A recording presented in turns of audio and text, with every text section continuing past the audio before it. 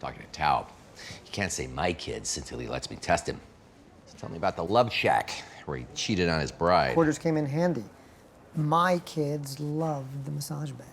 Lab tests show the bed tested positive for semen, vaginal secretions, saliva, and fecal matter, both human and animal.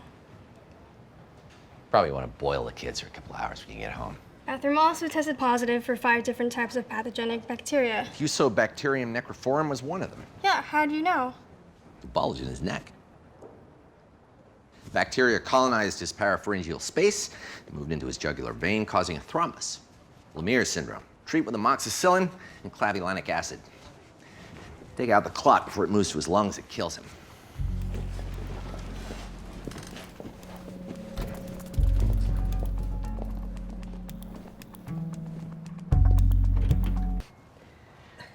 There's plenty of time for that after the operation. What if I die and one day she finds out I cheated on her? I'll never be able to explain, never tell her how sorry I am. You're increasing the odds of that every second we waste here. No, I'm not agreeing to anything until I talk to her. Daddy! Hey. Hey, guys. Ew. Your neck looks really gross. I missed you both so much. But I need to ask you a favor. I need to talk to Mommy alone for a second. Would you mind watching them for us?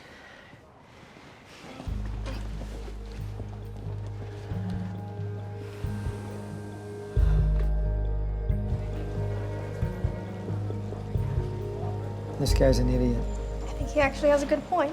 What would you think if you found out years later your beloved dead wife cheated on you? I wouldn't believe it.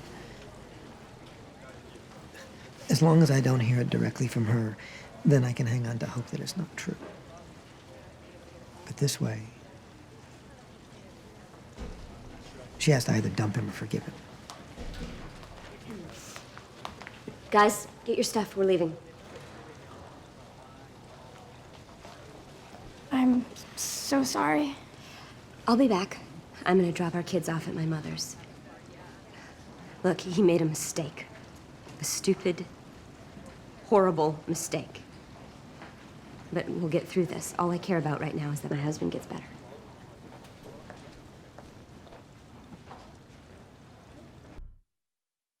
We did a major operation for no reason.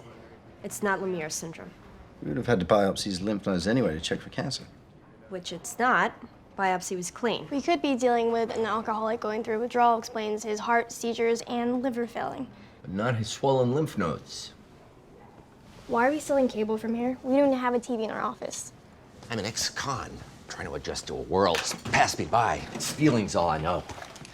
And the fact that I was right about what's wrong with our patient. Just wrong about what? You mean it's not Lemire's, but it's still an infection, which is why it's spreading so rapidly. Cultures take time, and his liver doesn't have much left. That's why we're gonna blast him with broad-spectrum antibiotics. The blast will fry what's left of his liver. The cure will kill him. Not if we get him a liver transplant first and then treat him with the broad spectrum. And old team for the win. Not that I'm keeping score. It's more of a grid where I assign numerical values that determine who gets raises, vacation time, and my respect. We have him on the donor list for a liver. These things take time. So he could die before he gets one. It's a possibility, but we have another option. We can do a partial liver transplant from a living donor. I'll do it. If you're a match. But to increase our odds, we'd like to get your friends and family tested as well. Is it safe? It's a major surgery. Donor spends a week in the hospital and up to 3 months convalescing at home. I can't ask someone to do that for me. There are hundreds of people who would do that for you. Because they don't know the real me. You are a good man who made a mistake. Then I have to tell them first. I have to live with this too. I know. And I'm sorry, but this is the only way that I can do this.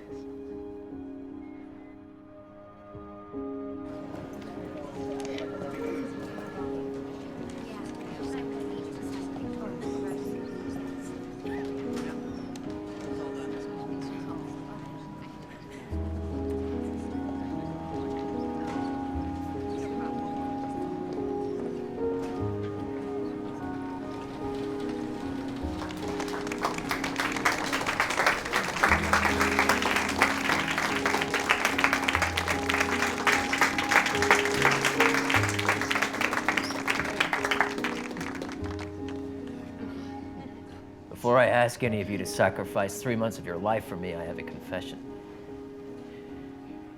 I had an affair. I cheated on Denise.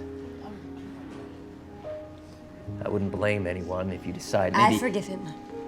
That should be enough for all of us. Thank you so much for coming here There's today. more.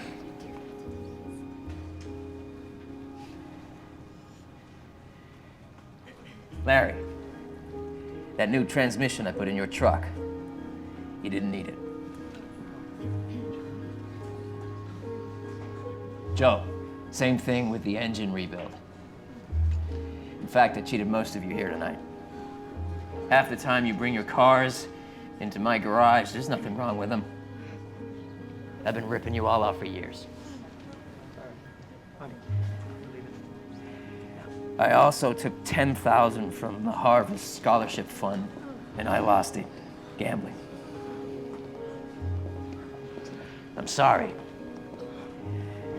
I'm not the man you thought I was.